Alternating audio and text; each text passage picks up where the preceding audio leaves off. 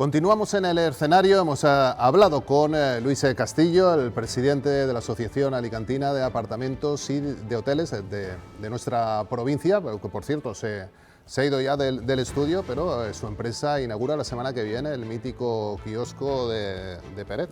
Se nos ha olvidado, Héctor, comentarlo, porque es verdad que parece mentira que estas pequeñas cosas y detalles son noticia para muchos alicantinos, pues estamos hablando de un sitio, además está en la Explanada, bueno, pero un sitio emblemático para el alicantino. Seguramente interesarán mucho más a la audiencia que otro tipo de cosas.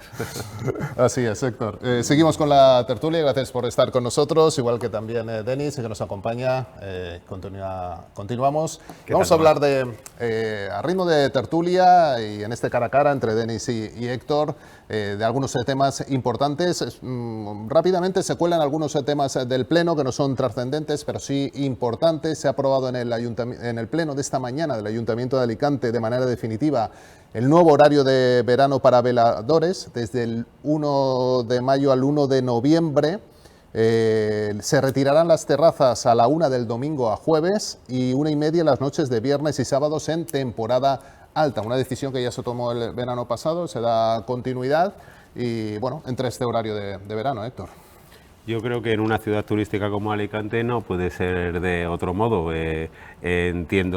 Siempre entiendo la postura de los vecinos, sobre todo en algunas zonas que comentaba antes Luis Castillo, más masificadas, pero también hay que entender que esta ciudad vive del turismo y que el ocio es una parte fundamental del turismo en Alicante. Yo creo que es un horario que es más o menos coherente. Yo creo que a la 1:30 de la mañana es una buena hora para que se termine ya de hacer ruido en la calle. Y el otro tema que también se ha aprobado esta mañana se ha aprobado en el Pleno del Ayuntamiento que los concejales del Ayuntamiento de Alicante podrán teletrabajar en los plenos. Si su baja está justificada, se reformará, por tanto, el reglamento del Pleno para que esto sea posible. Modificará este reglamento orgánico del Pleno tras esa moción presentada por el concejal Manolo Copé.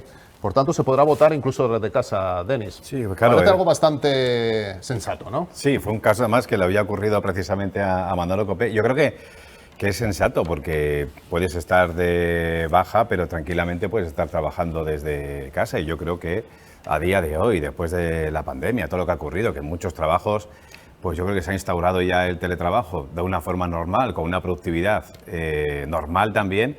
Pues ¿por qué no se lleva también a los plenos, ¿no? Me parece una buena idea. Obligaremos a los concejales que la baja esté más que justificada. Eso es, y tampoco un abuso. Y tampoco un abuso, efectivamente. Y vamos a por el gran tema de las últimas semanas, la huelga de los profesores, huelga indefinida que hoy jueves 28 de mayo se mantiene después de la última reunión. No hay acuerdo en las ratios de las clases. Y se continuará negociando la semana que viene ya con mesas sectoriales. Entramos en el momento clave y decisivo para los estudiantes con los exámenes definitivos y finales. Héctor, lo venís siguiendo, como todos los medios de comunicación, se está alargando muchísimo. ¿Qué opinión tienes? ¿Cuál es la mirada que leemos en El Español? Pues yo soy bastante crítico con esta huelga de profesores. Creo que no es una huelga por motivos laborales, creo que es una huelga política. Durante los 8 años que gobernaba Ximo Puig, Compromís, Podemos, no se quejaron en absoluto, no salieron a la calle y ahora salen con unas cosas que, bueno, que porque son funcionarios y pueden hacerlo. Yo lo digo y no tengo ningún problema en comentarlo. Yo cuando tuve que escolarizar a mi hijo decidí, tal y como estaban las cosas con las leyes del Botanic, que me lo quitaría de otras cosas y llevaría a mi hijo a un colegio privado. Y por tanto, a mí personalmente no me afecta. Me afecta como contribuyente, como tengo que ver cómo los funcionarios exigen 200 euros más y a los que trabajamos en las empresas privadas no se nos daría y sin embargo ellos son capaces de hacer una huelga política, de tener incluso a los niños escribiendo sus carteles de sus manifestaciones en los colegios y aquí no pasa nada. O el 4000% que han aumentado las bajas laborales para que no tengan que perder dinero por hacer huelga. Yo estoy bastante indignado, la verdad. Y la presión de los profesores que siguen también con amenazas, no veladas realmente, con amenazas de incluso no corregir la selectividad, ¿no? Aunque hay educación, la Consellería ha fijado servicios mínimos incluso de un 100% de la plantilla para evitar esto, que realmente, Denis, sí que es cierto que sería un desastre porque acabaría afectando a nuestros escolares, vamos, a nuestros hijos. Sí, bueno, hay profesores que ya han presentado la renuncia en el día de ayer. Creo que ya a la tarde a las 5 hay universidades que tendrían que dar el visto bueno a esas renuncias o no, siempre y cuando se podría renunciar, siempre y cuando pudieran encontrar algún sustituto. Había, por ejemplo, temáticas como filosofía. Hablábamos esta mañana con un profesor que es corrector, que en la temática de filosofía no había profesores, digamos, para poder acudir, ¿no? Y poder suplir a estos docentes que renuncian. Entonces yo creo que ahí, bueno, hay un cierto problema, pero según dicen desde Consellería, estaba garantizada, ¿no?, la corrección de la selectividad.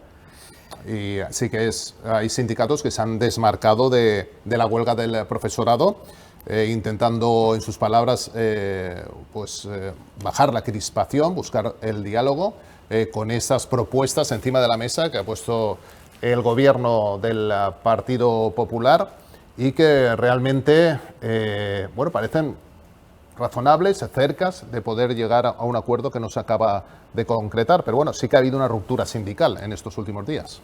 Sí, lo que pasa que mientras que los sindicatos mayoritarios no lleguen a un acuerdo con el Consell y vamos a por la cuarta semana, yo creo que no va a cerrarse esta huelga. El Consell les va a dar 200 euros más a los docentes, piden también la bajada de ratios, piden la vuelta del sistema de valenciano que había con Ximo Puig. Señores, ha ganado las elecciones un partido político y ha convocado un referéndum entre los padres. Los padres han decidido qué nivel de valenciano quieren en las aulas. Y ahora vienen ustedes a decirles que eso no puede ser y tienen de rehenes a los chavales, a los alumnos. Yo la verdad te digo que estoy bastante indignado y entiendo que el Consell tenga que ceder en algunas cosas, pero no entendería que cediese en todas las cosas. Entre otras cosas porque algunas no pueden. El tema del valenciano no puede. Es decir, realmente no hay marcha que atrás. Ya han elegido los padres. No, y que es una decisión política. Por eso la huelga en ese sentido, si es política, cuando tú metes en la mesa de negociación un tema claramente que se ve desde un aspecto, desgraciadamente, se ve desde un aspecto político. Es indudable que un gobierno no puede echar atrás en una medida que acaba de arrancar con el tema del valenciano, ¿no? Y ahí es donde sí que para mí claramente la huelga es política. Denis. Sí, es una decisión también, yo creo que de los padres, ¿no? Al final son los padres los que llevan el hijo a un centro y al igual que, como decía Héctor, hace unos años se votó en qué línea se quería que estuviera esa enseñanza y pues yo creo que ya votaron y si más adelante se tiene que volver a votar otra vez, se podría hacer. No digo tampoco que el valenciano se quede relegado, forma parte también de la cultura del territorio. Ocurre en el País Vasco también que hay centros educativos que únicamente tienen la línea en euskera, pero ahora a día de hoy es verdad que es más minoritario que lo tienen en lengua castellana, pero existe, ¿no? Pero yo creo que en la Comunidad Valenciana los padres eligieron en su momento qué línea querían. Yo creo que no es una cuestión de relegar el valenciano, hay unos mínimos para cada una de la lengua. Yo creo que no con esta nueva ley de libertad educativa no se ha relegado al valenciano, pero sí que se le ha dejado la potestad a los padres de elegir cuanto más idioma de su idioma materno pueden tener sus hijos. Y yo creo que es lo más democrático del mundo. A mi hijo no le tienen por qué imponer el valenciano, ni yo tengo por qué imponer el castellano a una persona que sea valenciano hablante. Hay la posibilidad de que estudiando todos todo, unos tengan más de una cosa y otros tengan más de la otra, y eso es democrático y es algo que es democrático porque ha pasado por unas elecciones autonómicas donde muy claramente el partido que está ahora en el gobierno ha dicho cuál era su modelo, y es muy democrático porque se ha permitido un referéndum entre los padres. Yo no sé a santo de qué ahora unos señores funcionarios deciden cómo tienen que educar a nuestros hijos y en qué lengua se tiene que hacer. A ver, lo que parece desde luego evidente es que la educación pública valenciana necesita una mejora. Yo creo que eso es evidente. Por supuesto, pero es que la comunidad valenciana necesita más financiación. Exacto. Porque es cierto que hay muchísimos niños, las aulas están desbordadas, es decir, las peticiones son razonables. Yo creo que las peticiones son razonables. Quito el tema del valenciano. Las peticiones son razonables, pero no se puede solucionar en 2 meses o en una negociación lo que no se ha negociado en 8 años. Eso no puede ser. Lo ha dicho el presidente Juan Fran Pérez de Llorca y en ese sentido yo estoy de acuerdo. No puede ser que de una tacada se pueda solucionar todo. Yo creo que el gobierno valenciano ha ido muy lejos. Ha ido muy lejos. Y como una primera en su ofrecimiento, realmente, en lo que es muy lejos. Porque estamos hablando de mucho dinero. Y estamos hablando, yo creo que también, de una voluntad clara de intentar bajar las ratios, de intentar trabajar porque la enseñanza pública tenga la mayor calidad posible. Pero todo lo que hemos arrastrado, y yo el otro día hablaba, y no quiero hablar, aquí todos podemos hablar de tema personal, mis hijas han estudiado en colegios públicos desde que tienen 3 años. O sea, conozco la evolución de la escuela pública hasta llegar al instituto. Y ha sido a peor, a mucho peor, entre unos y otros. Porque yo ya me remonto a 20 años. Y evidentemente hay que poner pie en pared y ver qué está pasando con los servicios públicos. En esto estamos hablando de la educación. Y bueno, pues es un muy buen punto de partida, a mi entender, dando bastante hasta dónde ha llegado el gobierno valenciano actual. Y es una buena oportunidad para seguir negociando y para seguir hablando. Pero, Héctor, todo no se puede solucionar. Todo lo que no se ha solucionado en los últimos 10 años no se puede solucionar hoy. Es que la izquierda no quiere que esto se solucione. La izquierda y los sindicatos quieren hacer de esto una bandera política. Pero lo mismo que pasa, llevamos 8 años de gobierno del Partido Socialista en España y no ha habido ninguna huelga general. Y mira que ha habido motivos para hacer huelgas generales, ¿eh? A otros presidentes del gobierno, tanto del PP como del PSOE, se les han hecho huelgas generales. Y los sindicatos están absolutamente callados. Igual de callados que estaban con los 8 años de Chimo Puig, que pidieron todo esto, no les hicieron ni caso y no salieron a la calle. Ahora sí. Porque ahora es una bandera política. Realmente yo dudo mucho que los sindicatos de la educación quieran una educación mejor en la Comunidad Valenciana. Yo creo que quieren hacer caer al gobierno de Pérez de Llorca, sinceramente. Yo sí que estoy de acuerdo. Es verdad que durante estos 8 años no hicieron ni reclamación de muchos de los puntos que hoy están reclamando ahora que están saliendo a la calle, pero es verdad que sí que es necesario. Y yo creo que todos hemos visto también, porque tenemos hijos en edad escolar, cómo ha avanzado, ¿no?, la educación en la Comunidad Valenciana. Pero hablo ya del sistema educativo ya a nivel nacional, necesita un cambio. Cada vez que hay un cambio de gobierno, hemos visto que ha habido un cambio también en el sistema educativo. Creo que un primer paso hay que darlo, porque eso significaría mejorar también la educación de nuestra comunidad. El tema de las ratios, las aulas que están saturadas, las infraestructuras. Dentro de poco estaremos, si es que vuelven otra vez a las aulas, estaremos hablando de unas aulas que no tienen un acondicionamiento para poder dar clase. Pero es que eso está ocurriendo y ocurre todos los años.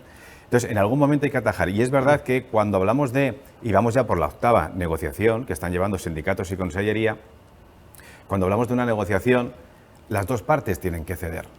Estoy de acuerdo que los sindicatos, trabajadores, pidan el 100% de sus reivindicaciones, pero cuando llega una negociación todos tienen que salir ganando. Y yo creo que no puedes obcecarte solo con el 100%, sino rebajar un poco las expectativas para que se pueda ir avanzando, ¿no? Hay unos plazos, 3 años, que mejoran su parte salarial. Bueno, hablemos de infraestructuras, hablemos también... Estaríamos dando la razón al argumento que acaba de decir Héctor. Sí, claro. Sí, sin duda. Porque muy optimistas realmente no somos. No sé si vamos a llegar a ver cómo esta huelga se puede alargar hasta la semana que viene, hasta los exámenes finales, incluso, bueno, la EBAU que está ya la semana que viene. Sí. Y habrá que ver luego los resultados que tienen en la EBAU los alumnos de la Comunidad Valenciana comparados con los resultados que tienen en la EBAU los alumnos de otras comunidades, porque yo recuerdo que aquí compiten todos contra todos. O sea, no necesariamente un alumno que estudia el bachillerato en la Comunidad Valenciana va a terminar cursando la universidad en la Comunidad Valenciana, ni viceversa. Entonces tendrán que competir con chavales de otras comunidades autónomas en las que no hayan estado 4 semanas en el patio, por ejemplo. Y hay un agravio que es con la educación concertada, realmente. Hay un agravio, es decir, los alumnos, hablabas de los hijos de nuestros amigos que están en la educación concertada, han seguido dando clases y están preparados en un momento clave de su vida. Y nuestros alumnos prácticamente, y lo puedo decir por experiencia propia, no han tenido servicios mínimos. Los niños han estado tirados en los patios. Yo lo que veo es que los sindicatos están diciendo que los padres están con ellos. Yo sí que he visto a algunos padres con niños en las manifestaciones, algunos, pero con los padres con los que yo hablo están absolutamente indignados. Es decir, que no se les vuelva en contra todo lo que están haciendo, porque desde mi punto de vista están utilizando como rehenes a los alumnos para una cuestión meramente salarial y laboral, porque al principio dijeron que no era un problema salarial, que son muchos otros problemas y tal, y al final, hasta que no hubo una oferta salarial, no empezaron a negociar en serio.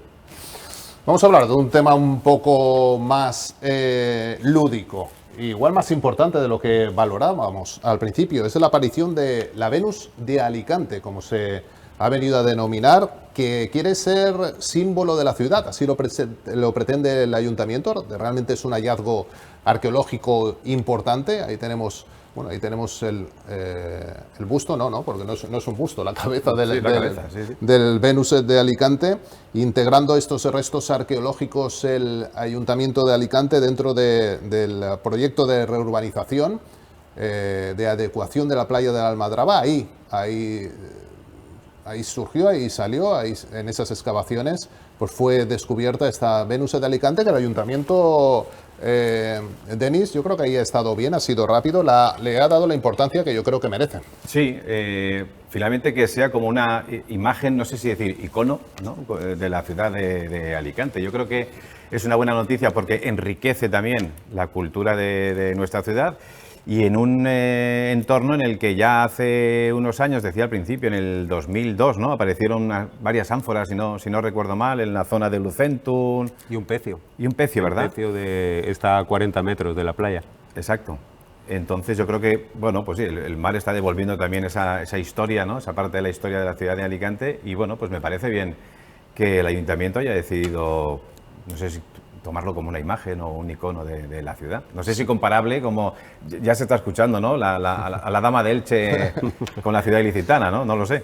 Hombre, yo creo que no es tan comparable como la dama de Elche, que es absolutamente única. Hay muchas estatuas de Venus, porque Venus era la diosa que simbolizaba un poco a la genealogía de la familia Julia, de Julio César, de Augusto, etcétera.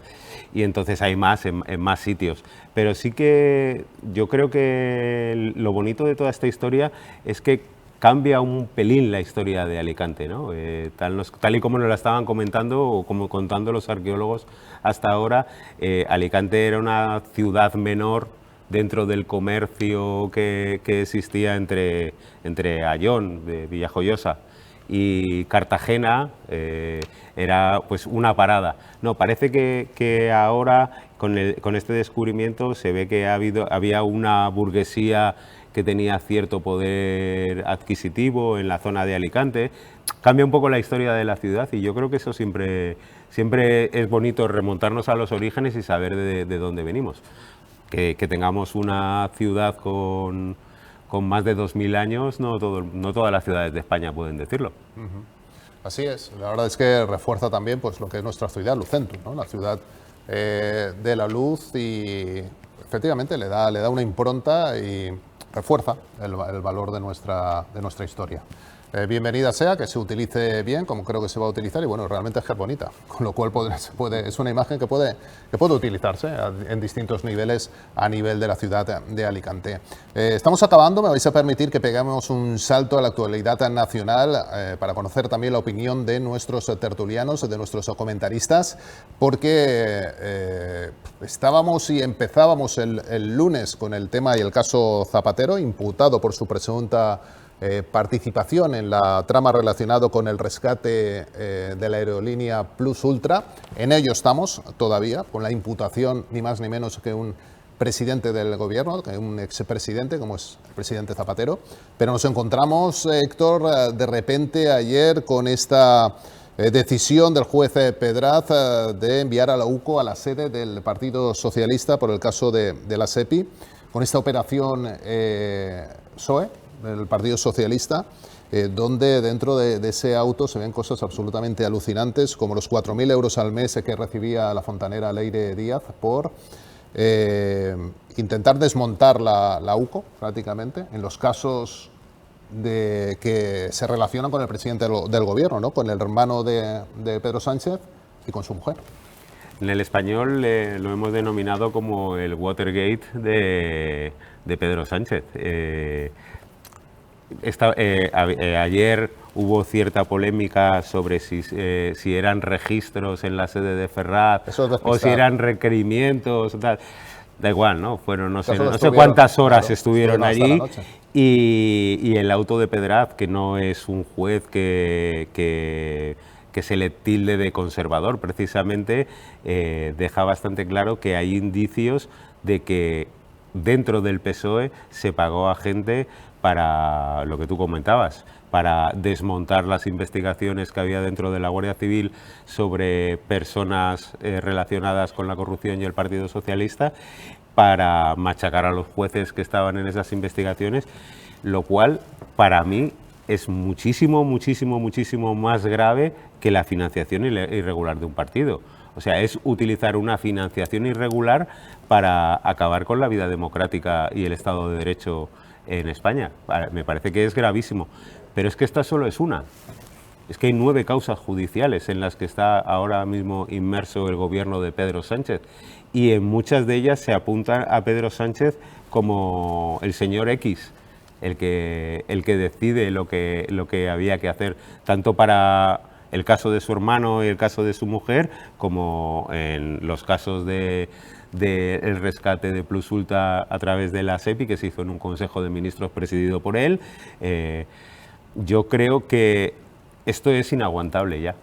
O sea, yo creo que lo mejor que puede hacer el Partido Socialista, si quiere sobrevivir a todo esto, es disolver las Cortes, elecciones generales y vamos a votar. Yo os lo comenté el otro día, lo que pasa es que voy cambiando mis contertulios, pero no a mis espectadores, no quiero ser pesado, pero evidentemente, es decir, cuando una democracia aguanta esto, es que puede aguantarlo todo, pero desde hace tiempo, porque yo creo que realmente para ser una democracia engrasada, moderna y fiable, estos resortes, los políticos tienen que ir por el aire con mucho menos, no por nada, sino porque es que la democracia tiene que ser eso, tiene que haber una responsabilidad política. Y así entró Pedro Sánchez al gobierno, pidiendo saneando esa democracia saneada. Aquí hemos ido a peor, evidentemente, a mucho peor. Y si una democracia es capaz de aguantar esto, pues hombre, yo diría que no es democracia realmente, ¿no? O no es lo que yo he entendido como democracia en estos años que llevamos. Yo creo que sí que es democracia y creo que afortunadamente el Estado está por encima del partido que esté en el gobierno, sea el que sea. Políticos. Sí, no. Se pueda aferrar a un sillón. Pero por suerte vivimos en un Estado de Derecho en el que todavía hay contrapoderes y hay jueces y hay fiscales y tenemos a la policía, por suerte, que habrá sus garbanzos negros como en todo cocido, pero yo creo que por lo menos está funcionando y se está viendo. El demérito, como tú comentas, son los políticos, pero este demérito es lo que puede acabar con ellos. El político en general, Héctor. Es que es lo que puede acabar con ellos, porque yo creo que el ascenso de Vox o en su día el ascenso de Podemos está muy todo lo que es la antipolítica en un lado y en el otro está muy relacionado con el comportamiento de los partidos que deberían ser ejemplares. Y además todo este caso que se fecha, o sea, se lleva al momento donde se descubrió el caso de Begoña y se tomó el presidente del gobierno esos 5 días de relax para decidir si dimitía o no. O sea, todo un presidente de gobierno que se tomó esos 5 días para ver si dimitía o no. Ahí el juez, ahí lleva el inicio del caso, a esos 5 días donde Pedro Sánchez estuvo de retiro. Sí, y lo peor de todo es que son 9 causas, pero como bien dices, parece que nos estamos acostumbrando, ¿no?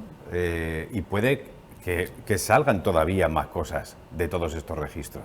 Recordemos que la UCO tiene material, tiene correos electrónicos y todavía van a salir más cosas. Lo ha dicho esta mañana, por ejemplo, Paje, que sabemos que tiene una línea discordante también con Pedro Sánchez. Entonces, yo creo que una actuación así y que hay una trama para atacar a los magistrados y que encima son con fondos ahí del partido me parece algo bastante preocupante.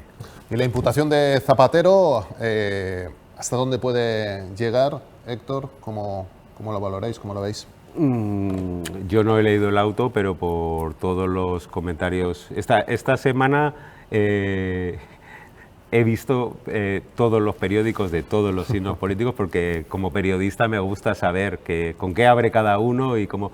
Y la verdad es que incluso hasta la prensa más de izquierda da por bueno el auto, porque parece que los indicios son muy sólidos.